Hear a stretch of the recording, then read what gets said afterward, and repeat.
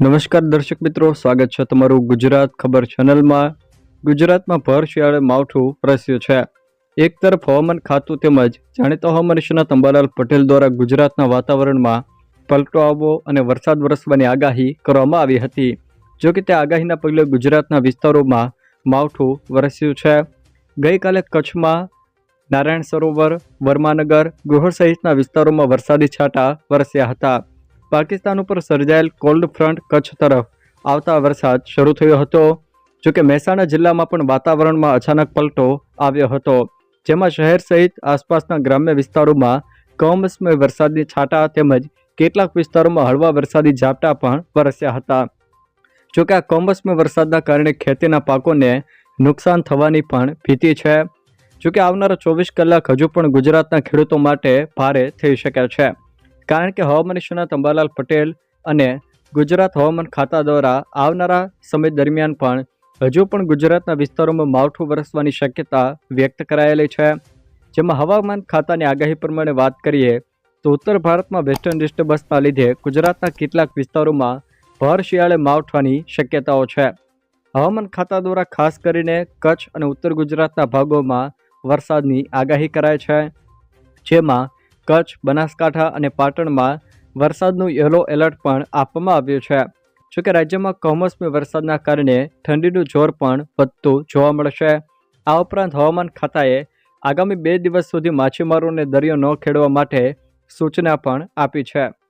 તે સિવાય જો વાત કરવામાં આવે તો જાણીતા હવામાન નિષ્ણાત અંબાલાલ પટેલ દ્વારા પણ ગુજરાતના વિસ્તારોમાં વરસાદને લઈને મહત્વની આગાહી કરવામાં આવી છે।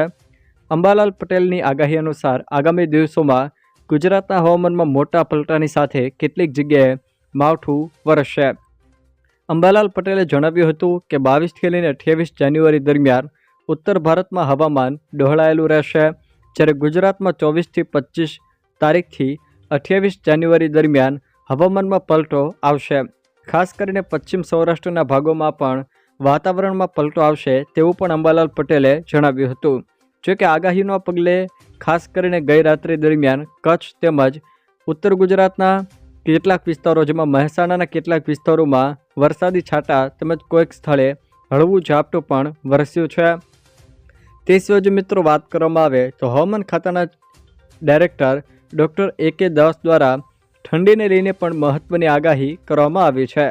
તેઓએ આગાહી કરતાં જણાવ્યું છે કે આગામી 48 કલાક સુધી રાજ્યમાં લઘુત્તમ તાપમાનમાં કોઈ મોટો બદલાવ નહીં જોવા મળે। ત્યારબાદ 23થી 24 જાન્યુઆરી દરમિયાન 2 થી 3 ડિગ્રી સેલ્સિયસ ઘટાડો થશે, જેનાથી ઠંડીનું જોર વધશે। 25 જાન્યુઆરી પછી તાપમાનમાં વધારો થતાં ઠંડી ઘટશે। જોકે હાલ પવન ઉત્તર પૂર્વથી પૂર્વ તરફ ફૂંકાશે।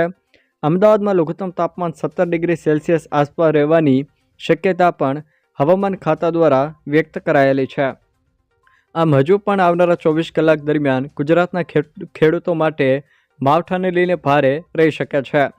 જો દર્શક મિત્રો આ વિડીયો તમને પસંદ આવ્યો હોય તો વિડીયોને લાઇક કરો, તમારા મિત્રો સાથે શેર કરો અને જો તમે અમારી ચેનલમાં નવા હો તો ચેનલને સબસ્ક્રાઈબ જરૂર કરજો, જેથી મારા આવનારા તમામ વિડીયોની જાણકારી તમારા સુધી પહોંચી શકે।